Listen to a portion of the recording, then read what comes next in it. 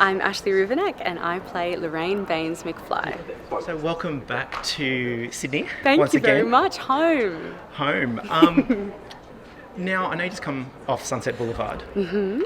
Considering that's really on the verge of the 50s, or kind of, I think it's 49 to 50. Yeah, we have New Year's Eve 50 in the show, yeah. Yeah, so has that helped you, considering you've got this major kind of part of 1955 in this, and it's kind of like you're nearly going through the decades, I guess? Yeah, true. How's that kind of been, has that been helpful, kind of going from one production to the next, considering it's very similar eras? Definitely. I think it gives me a lot of context about, I suppose, the role of women in society at that time, and the way women behaved and held themselves in society at that time. Obviously, the characters are quite, they have similarities and differences. Betty in Sunset is a bit more headstrong than Lorraine publicly, but then Lorraine is extremely headstrong and ahead of her time behind closed doors in our show anyway. So I think that's given me, really lovely foundation to be able to jump straight into this beautiful era of 1955.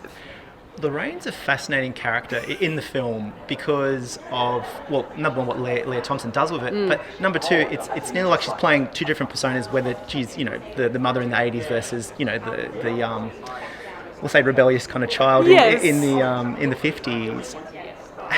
What's your creative process like in depicting that? Did you kind of think of her as two different sides of the coin, or is she kind of hiding elements? What was your creative process like in developing the two aspects to her? That's a great question, and certainly one of the most challenging parts of approaching this role. I think particularly the first Lorraine we encounter really intimidated me, because she's been really worn down and exhausted by life, and is carrying quite a few burdens. But I think something that's quite magical about the way that the show is constructed, and certainly the incredible direction of John Rando, is that we get to see almost little embers of what we then come to learn of young Lorraine, so that we get this beautiful through line of kind of the parts of her that were subdued or snuffed out, to keep using that metaphor. So Lorraine in the beginning, I think it's nice to see sparks of that romanticism and that hopefulness that are then quickly crushed by elements of her life and her family, so that when we go back in time, we recognise those women as being the same. I think that's a really important aspect of storytelling in this show. From what I saw today, I had to blink twice in that number, because I think, where's Ashleigh? Because of that, because of the outfit and the kind of the costuming and stuff like that. So that's great. Congratulations on that. Thank you. How has it been kind of, did you find that process transformative, and once you get the costume on, is that kind of when you're in, or completely, which is always the case for me. I mean, in this show I'm a brunette, which is a revelation. I'm always blonde to my core, so even still now I'll walk past a mirror with my brunette Lorraine wig on and be like, whoa, who is that? But the costumes, they just make all the difference for me. You do a lot of incredible work internally in the rehearsal room, and obviously with the blocking and finding who they are. The costume is like the missing puzzle piece for me in the end. It affects the way that you stand, it affects the way that you walk, the way you hold yourself. That process of putting on my makeup and my wig and my costume is my transition from daytime Ashleigh into nighttime Lorraine. So I love it. It's one of my favourite parts of the process. With this role of Lorraine, a lot of it surrounds her relationships, and it kind of ends up being a bit of a love quadrangle in some ways, because you've got, Biff is obviously, the object of desire, yes. and there's that anti kind of chemistry there, but then you've got, pursuing Marty, which is, very taboo. And then, of course, you got your husband. So how have you found trying to develop chemistry with every cast member, considering you do have very key scenes with all of them? 100%, yeah. It's I'm very blessed that I am surrounded by some of the most kind, talented and considerate performers in the industry, in Axel and Ethan and Thomas. From the minute I met, it was the first time I'd met Ethan and Thomas in these rehearsals. I've known Ax for a while, and we've actually hoped to play siblings for a while, so close enough. But they are all, in their own way, so clever and so passionate about their craft that it's been really quite easy to develop both a friendship and an on-stage working chemistry with all of them. We're so lucky in that we're supported by an incredible team who always make us feel very safe and very supported in developing some of those scenes. But I think knowing that you're working with great people makes all the difference. And honestly, it's probably the most fun I've ever had on stage because of these people.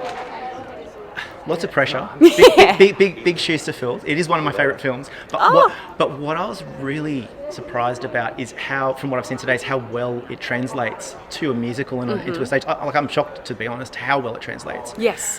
What did that film mean to you in that when was your first experience with it, and what was your experience with the film when you saw Back to the Future for the first time? I mean, Back to the Future was one of those films that I felt like was always on like a Saturday or a Sunday, and you'd sit down and watch it with your family. Like, I've got brothers, so that was something that they wanted to watch as well. But like my sisters did too. Like, it's because it's one of those films that has everything included in it. Like, you've got all of the action, but then you've got the romance and you've got the high school story. So Back to the Future has always been one of those, I suppose, classic, iconic, like, best films of all time in the canon of cinema. To see, even before I auditioned for it, that it had been transformed into a musical, I was similarly skeptical, I suppose, to go, well, how are they going to do that? How are you going to do sci-fi on stage? And as you said, getting to witness the way that they not only succeed in that, but just completely smash all expectations out of the park is pretty remarkable. I keep saying this to everyone I'm encountering, that it is one of the most unique musicals I've ever seen or been a part of. From the beginning we started rehearsing it, I was like, I want to see this show. So to be one of the cogs in the machine of what a remarkable feat of theatre it is to bring this to the stage is pretty amazing. I think one of the biggest coups is just to get that Alan Silvestri score. Oh my goodness. In it, because it's just majestic. And then you've got the 50s and 80s music. Yes. Because you're musical, obviously. How have you found balancing that 80s, the 50s, and then obviously that cinematic score that's really quite rare for kind of musical theatre? Like, how have you adapted all that into your performance as well? Oh, I mean, you're so right. Like, the blessing of having Alan Silvestri write the extra scoring or expand on the film score for the musical is such a gift, because it never ever happens, and it does create this incredible cinematic quality, and it's really emotional, like in the sense that if you're ever confused about what you're meant to be playing in a scene, Alan's music will tell you. He's so smart at crafting the emotional journey of the show, and the way that John's incorporated his direction into that is just remarkable. The different styles musically is thrilling, definitely a challenge, and certainly different to what I'm used to doing in more recent years. We mentioned Sunset, that's a pretty kind of legit musical theatre sound. This, we're much more in the pop world, both 50s pop and 80s pop. You've got a lot of belt, you've got a lot of kind of singing, a lot of pop intonation, so that's been fun to wear a different hat. And because of the technical aspects, it's very technical in what I've seen so far. How has that been engaging with that? Is it one of the ones at the top productions that you've kind of worked with, or is it kind of quite similar in some ways to others? Oh, this is definitely the most technically challenging and astounding productions I've ever been a part of. Tech was pretty incredible, the way that this team and our incredible stage crew and our mechs managed to run tech and keep it all moving for the amount of moving parts there are on the stage. But it is really just like a well-oiled machine. You'd be amazed what's going on back there to make all of the incredible theatre magic happen. Well, it looks incredible. Thank you so much for your time. Thank I was you. so happy to see you cast in this Thank role, you. so it's great to see you on stage. Best of luck, break a leg, and look forward to seeing you tonight. We'll see you tonight. Yeah, Thanks, thank darling. you. Louisiana, close to New Orleans, way back up in the wood among the evergreens. There stood a log cabin made of earth and wood. We lived a country boy named Johnny B. Good, who never ever learned to read or write so well, but he could play a guitar just like he's ringing a bell. Go, go, go, Johnny, go, go, go, Johnny, go, go, go, Johnny, go, go, go, Johnny, go, go, go. Johnny be good.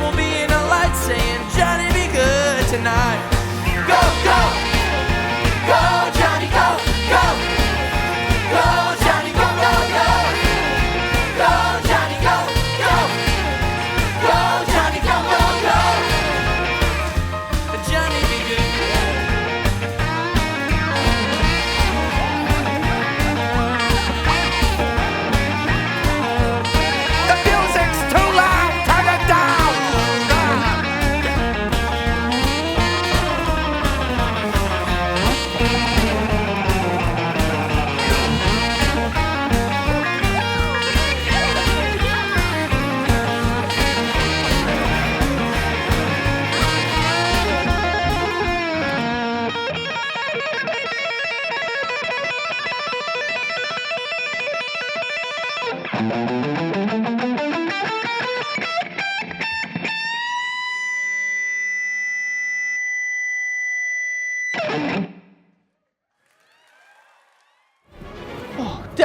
Huh?